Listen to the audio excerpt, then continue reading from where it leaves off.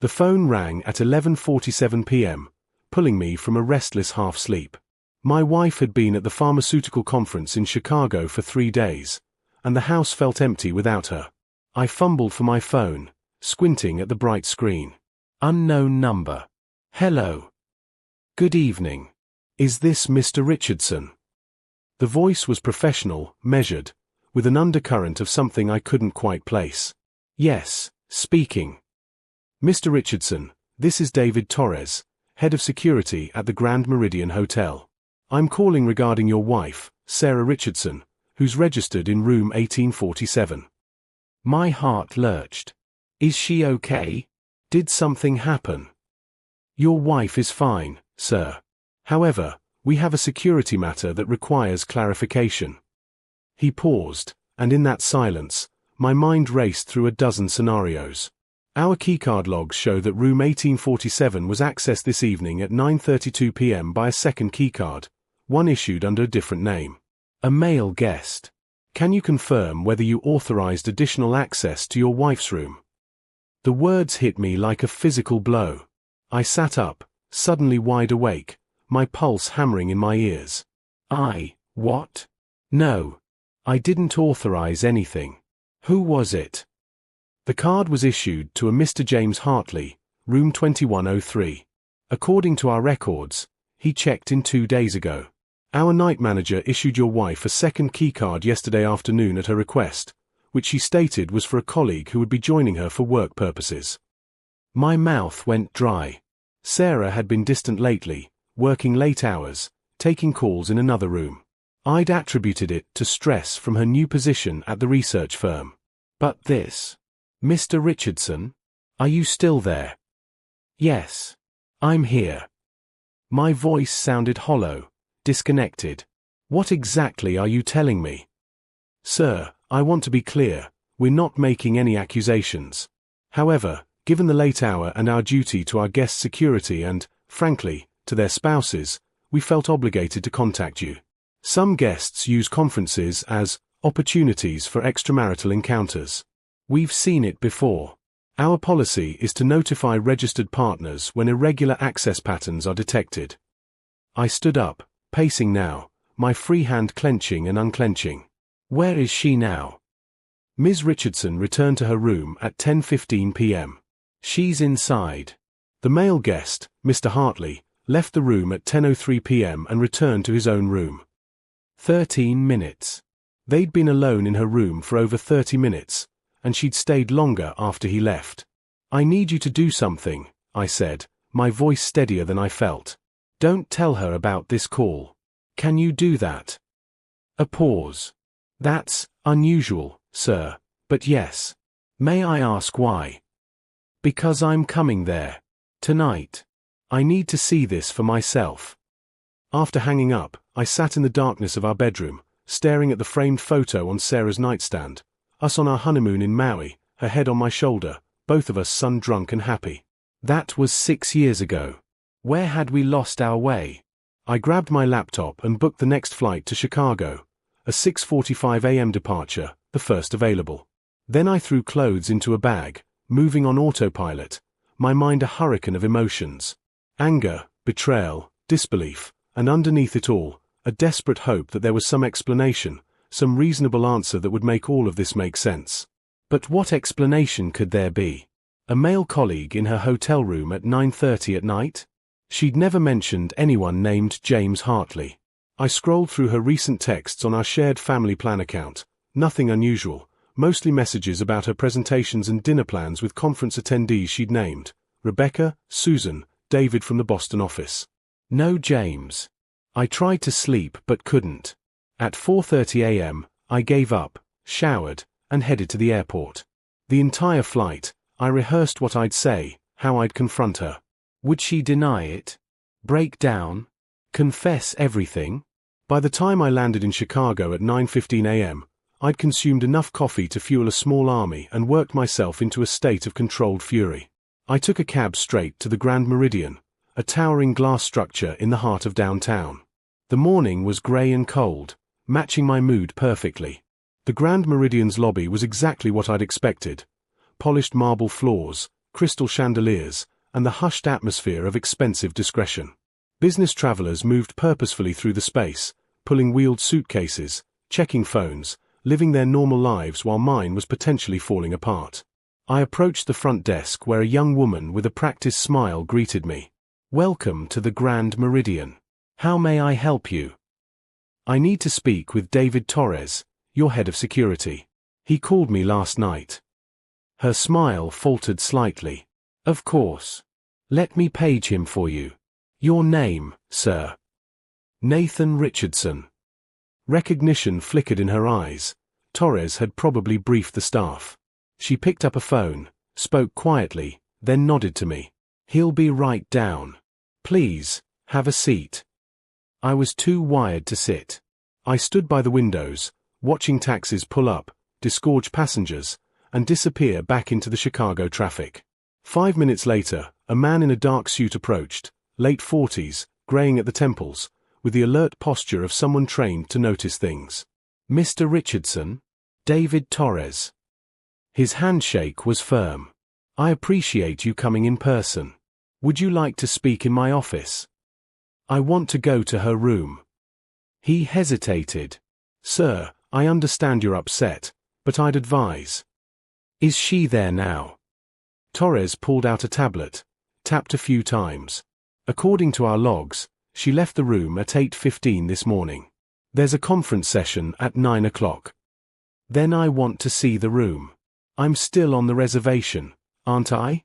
"She used our joint credit card." Torres studied me for a moment, then nodded slowly. "Technically, yes.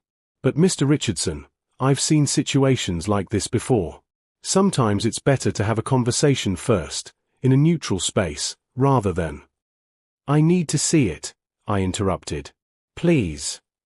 The elevator ride to the 18th floor was silent except for the soft chime at each floor. Torres didn't push further, perhaps recognizing the futility. He led me down a carpeted hallway to room 1847 and used a master key card to open the door. The room was neat. Sarah had always been organized. The bed was made, her suitcase open on the luggage rack, toiletries arranged precisely in the bathroom.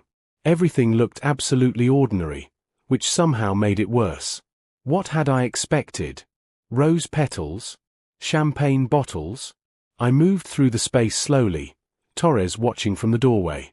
On the desk were conference materials, Sarah's laptop, a legal pad covered in her neat handwriting about receptor proteins and trial phases. Normal work stuff. Then I noticed the coffee table. 2 glasses, both used. A wine bottle, 3/4 empty. My stomach tightened. "Mr. Richardson," Torres said carefully, "I should tell you, the male guest, Mr. Hartley, is here for the same conference. Same pharmaceutical industry." That's supposed to make me feel better. I picked up one of the glasses, as if it might offer answers. Co-workers don't usually share wine in hotel rooms at night. "No," Torres agreed. "They don't." I set the glass down and moved to the closet. Sarah's dresses hung in a neat row, including one I didn't recognize, a red cocktail dress with the tag still on it. She'd bought new clothes for this trip. For him. My phone buzzed. A text from Sarah. "Morning. Heading into the next session. Hope you're having a good day. Miss you." The casualness of it, the ease with which she lied, made something crack inside me. "When does the session end?" I asked Torres. "The morning sessions typically break at noon for lunch." 3 hours. I thanked Torres and checked into my own room. He'd arranged one on a different floor with no questions asked. Then I sat, watching the clock, planning what I'd say. At 11:45, I positioned myself in the lobby near the conference hall exit. At 12:03, attendees began streaming out, name badges swinging from lanyards, conversations about clinical trials and FDA approvals filling the air. Then I saw her. Sarah looked beautiful, professional in a navy suit, her dark hair pulled back, laughing at something a colleague was saying. She looked happy, relaxed, completely at ease. Not like someone harboring a guilty secret. I stepped forward, directly into her path. "Sarah." She froze, her face cycling through shock, confusion, and something else I couldn't identify. "Nathan? What are you? How are you here? We need to talk." Her colleague, sensing the tension, mumbled an excuse and disappeared. Sarah's hand went to her throat, a nervous gesture I knew well. "Is everything okay? Did something happen? Is it your mom?" "Let's go somewhere private," I said, keeping my voice level despite the fury building inside me. "Your room, maybe." She paled. "Nathan, you're scaring me. What's going on?" "Room 1847, I continued. "Where you and James Hartley shared wine last night. Want to tell me about that?" The color drained from Sarah's face. For a moment, she looked like she might faint, and I instinctively reached out to steady her, then pulled my hand back. Around us, conference attendees flowed past, oblivious to the personal drama unfolding. "Not here," she whispered. "Please, not here." We rode the elevator in silence. Sarah stared at the floor, her hands clasped so tightly her knuckles were white. I studied her profile, the woman I'd loved for 8 years, the woman I'd trusted completely. Had I ever really known her? In her room, she turned to face me, and I was startled to see tears streaming down her face. "How did you find out?" "The hotel called me. Security protocol. They track keycard access." I kept my distance, afraid of what I might do or say if I got too close. "Want to explain why a man I've never heard of has a key to your room?" "It's not," she started, then stopped, wiping her eyes. "God, Nathan, it's not what you think." "Then tell me what it is, because from where I'm standing, it looks pretty damn clear." She moved to the desk, pulled out her laptop, and opened it with shaking hands. "James Hartley isn't. He's not who you think he is. And I couldn't tell you because I wasn't sure, and I didn't want you to worry, and then everything spiraled so fast." "You're not making sense. Just, look at this." She turned the laptop toward me. On the screen was an email thread, dozens of messages. She scrolled to the top, to a message from 3 weeks ago. Subject: Urgent, Conference Safety Warning. From Jennifer Walsh, jwlash.farmer@email.com. The email was long, detailed, and chilling. It described a scam targeting women attending medical and pharmaceutical conferences. The setup was sophisticated. Attractive men, often registered as conference attendees, would befriend women, offer networking opportunities, suggest drinks or dinner. They'd drug the drinks, rob the rooms, and disappear. The email listed several incidents across different cities: Atlanta, Seattle, Denver. "There have been 6 confirmed cases in the last 4 months, Sarah said, her voice steadier now. "The police think it's an organized operation. They move from conference to conference, always a few victims per event, never enough to shut down a conference or cause major publicity."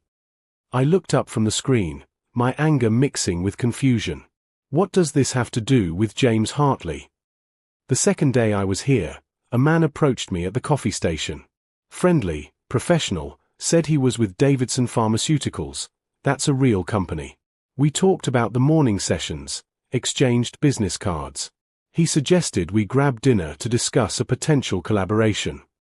My jaw tightened. "And you said yes?"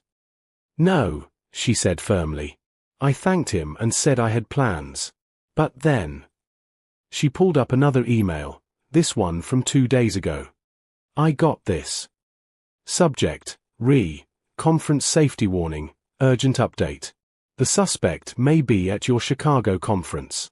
Matches description: white male, 35 to 40, brown hair, calls himself James or Michael, claims to work for Davidson or Merck.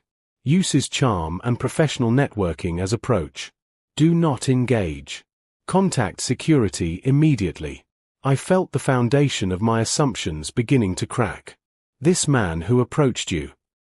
I compared his business card to the warning descriptions. Everything matched: the companies, the name James, even the age range. I went to hotel security that afternoon. "Torres," I said. "Yes." He took it seriously. He said they'd had a similar incident at a conference here last month, but the woman didn't report it until after checkout, so they couldn't verify anything. He wanted to catch this guy in the act. Sarah pulled up another document, a security plan, time-stamped and signed by Torres. We set up a sting. I would act interested, agree to meet him in my room, but Torres would have security watching the entire time. They installed a camera in the hallway, monitored the keycard logs. When James, or whatever his real name is, entered the room, they'd have him on multiple security systems. I sank onto the edge of the bed, my mind reeling. So last night. He came to the room at 9:32, just like we planned. I was wired, literally. Torres gave me a listening device. We had a glass of wine, talked about business opportunities. He was smooth, Nathan. Really professional. He asked if I wanted another drink, went to pour it, and I saw him drop something into my glass. I could see his reflection in the window. Her voice cracked, and fresh tears came. That's when I signaled. I touched my earring twice. That was the code. Torres and 2 security officers came in immediately. James tried to run, pushed past me. They caught him in the stairwell. I stood, crossed to her, my anger transforming into something else. Guilt, relief, fear for what could have happened. Why didn't you tell me any of this? I wanted to. But Torres said the fewer people who knew, the better. If word got out, the guy might disappear. And I thought, she met my eyes. I thought it would be over in one night. I'd help catch a predator, maybe save other women, and then come home and tell you everything. I didn't want you worrying while I was gone, imagining worst-case scenarios. Well, that worked out great, I said, but there was no heat in it anymore. How did you find out? Why did Torres call you? He said it was protocol, to notify spouses when irregular room access is detected. He didn't mention the sting. Sarah's face hardened. He wasn't supposed to call you. That wasn't part of the plan. Sarah grabbed her phone and dialed. Mr. Torres? This is Sarah Richardson. I need you in room 1847 immediately. She paused, listening. I don't care if you're busy. Now. She hung up and turned to me. Something's wrong. What do you mean? Torres explicitly told me he wouldn't notify anyone about what was happening until after the arrest was complete. He said operational security was paramount. No calls, no emails, nothing that could compromise the sting. A cold feeling crept up my spine. But he called me at midnight, hours after you said they arrested this guy. Exactly. Sarah was pacing now, her professional researcher brain clearly working through the problem. And why would he phrase it the way he did, making it sound like an affair? If they'd already caught James, why not just tell you what really happened? Before I could respond, there was a knock at the door. Sarah checked the peephole, then opened it to reveal Torres, but his expression was different now, less professionally concerned and more calculating. Ms. Richardson. Mr. Richardson. He stepped inside without being invited. I see you've had quite the reunion. Why did you call my husband? Sarah demanded. That wasn't part of our agreement. Torres closed the door behind him and leaned against it. Plans change. Situations evolve. Where's James Hartley? I asked. Sarah says you arrested him last night. There is no James Hartley, Torres said calmly. At least, not in the way you think. Sarah went very still. What are you talking about? Torres pulled out his tablet, the same one he'd shown me earlier. Here's what actually happened last night. A man did enter your room at 9:32 p.m. using a keycard. But that man was Officer Kevin Brooks from the Chicago PD, working with hotel security. He stayed for 33 minutes, long enough to establish a timeline. Then he left. You returned shortly after and went to bed. You're lying, Sarah said, but her voice wavered. Am I? Check your own laptop. Look at those email warnings you showed your husband. Hover over the sender's address. Sarah moved to her computer, clicked on the email from Jennifer Walsh. Her face went white. This is a fake domain. It looks like her company email, but the domain was registered 3 weeks ago, Torres finished. along with a convincing but entirely fabricated website for a fake pharmaceutical safety network. The emails, the warnings, the descriptions of attacks, all manufactured. I felt like the floor was tilting. Why would you do this? Because, Mr. Richardson, your wife has access to something very valuable. Research data from her company's clinical trials. Information worth millions to the right buyers. But Sarah is ethical, careful, not someone who'd steal corporate secrets willingly. Sarah's hand went to her mouth. The Parkinson's trial data. That's what this is about. Your company is 3 months away from an FDA submission that will revolutionize treatment. Knowing the exact efficacy data now, before the public announcement, would allow certain investors to position themselves perfectly. But the data is locked down, accessible only to senior researchers like you, and only on secure company systems. I don't access that data from my personal laptop, Sarah said. It's not even possible. There are firewalls, encryption. Ah, but there's the clever part, Torres said, and he actually smiled. You don't access it from your laptop. But last night, when you thought you were helping catch a predator, when you were so focused on watching James Hartley drop something in your drink, you didn't notice what Officer Brooks was really doing. Sarah's eyes widened in horror. You accessed my laptop. While I was distracted. We needed your credentials, Torres confirmed.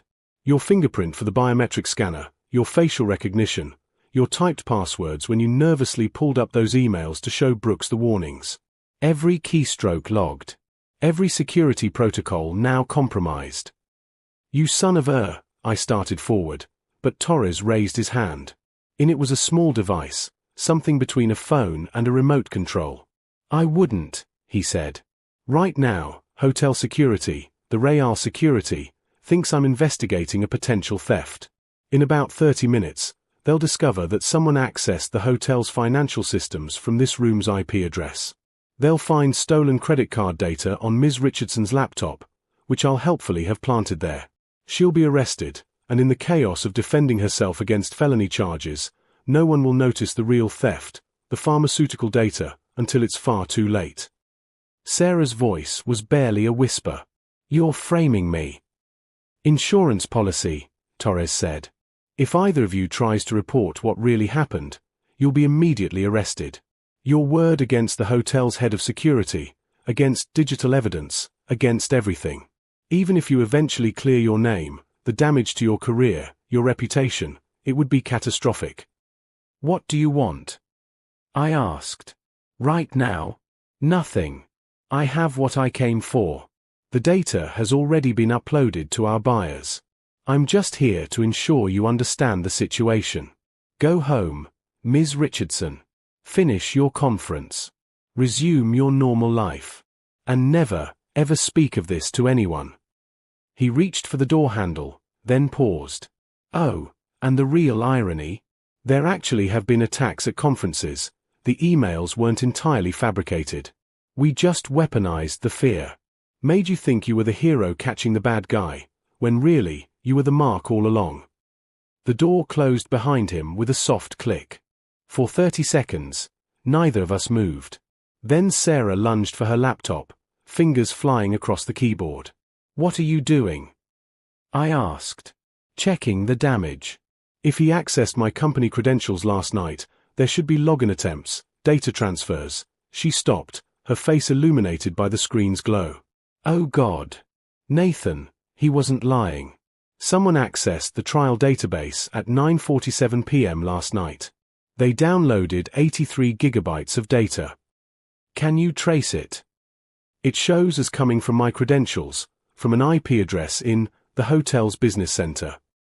She looked up at me, devastated. This is going to destroy me. Even if I prove I didn't do it, they'll say I was negligent, that I compromised security. I'll lose my job. Maybe face criminal charges. Not if we prove Torres orchestrated it. How? He's right. It's our word against physical evidence. And if what he said is true about planting more evidence on my laptop, she stood abruptly. We need to leave. Now. Before whatever his planning happens. No, I said, an idea forming. We need to be smarter than that. Torres thinks we're scared, that we'll run or hide. He's counting on our panic. I pulled out my phone and opened the recording app. How long have we been talking since Torres left? Maybe a minute. Why? Because I've been recording since the moment you let him in the room. I held up the phone, the audio file clearly visible. I got his entire confession. Sarah's eyes widened. Nathan, that's brilliant. But is it even admissible? Depending on Illinois law. I don't care if it's admissible in court. I care that we have leverage. I was already dialing. Torres said the Real security doesn't know about this yet. So let's tell them. The call went to the main hotel line. I asked for security, got transferred, and asked specifically for Torres's supervisor. A woman's voice came on, identifying herself as Patricia Vargas, Director of Hotel Operations. Ms. Vargas, my name is Nathan Richardson. My wife is staying in room 1847, and I need to report that your head of security, David Torres, just confessed to orchestrating a corporate espionage scheme. Before you dismiss this, I need you to check something. Can you verify if Torres is currently logged into your security systems? A pause. Sir, I'm not sure I understand. Please, just check. Is he logged in right now? I heard keyboard clicks. No, actually. He signed out approximately 40 minutes ago. Which is unusual, but... And can you verify if he's accessed room 1847 security footage or keycard logs in the past 12 hours? More clicks. A longer pause. Sir, who are you? I'm telling you that Torres told us he's been manipulating your security systems, framing my wife for financial crimes to cover up his real theft of pharmaceutical research data. I have a recording. But more importantly, I think if you check your systems right now, you're going to find evidence of unauthorized access to guest information. Stay in your room, Vargas said, her voice suddenly all business. Don't touch anything. I'm coming to you. 15 minutes later, room 1847 was filled with people. Patricia Vargas, a tall woman with steel-grey hair and a no-nonsense demeanor. 2 actual security officers. And, surprisingly, 2 FBI agents who'd been in the building investigating an unrelated case and responded to Vargas's call. I played them the recording.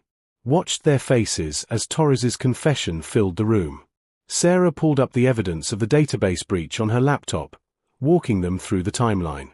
We need to find Torres, one of the FBI agents said, already on his radio. And we need to preserve all security footage and system logs from the past 24 hours.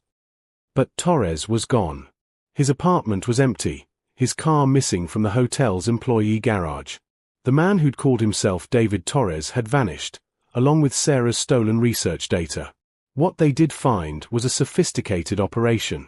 The FBI's cyber team discovered that Torres had been systematically compromising hotel security systems for months, using his position to gather intelligence on high-value targets, corporate executives, researchers, anyone with valuable information.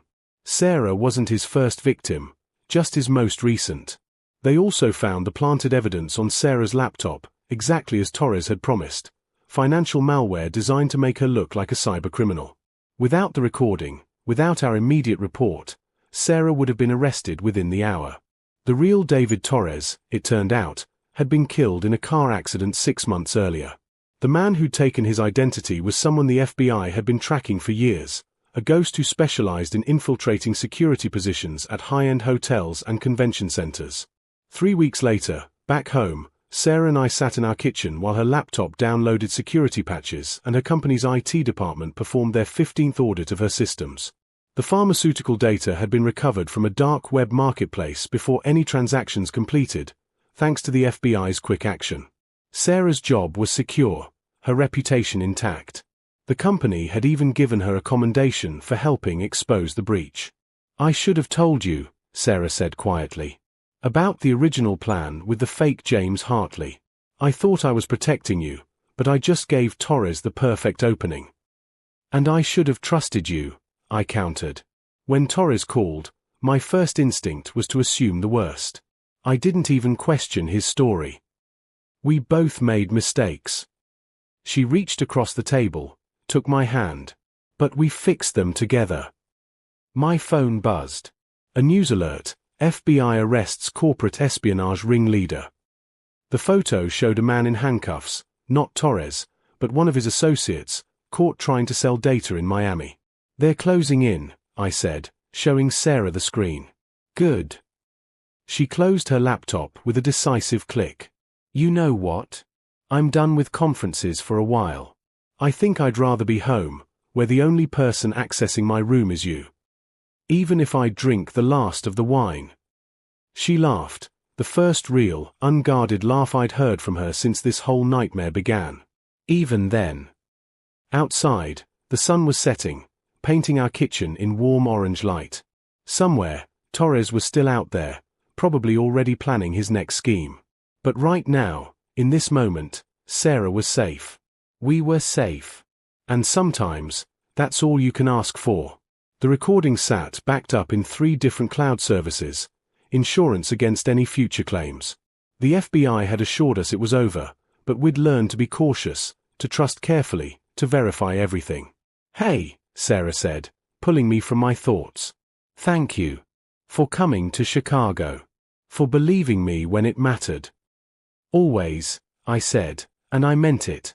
Because in the end, that's what marriage is, not the absence of doubt or fear, but the choice to trust anyway, to fight together when everything falls apart, to build something stronger from the broken pieces. And we had. Together.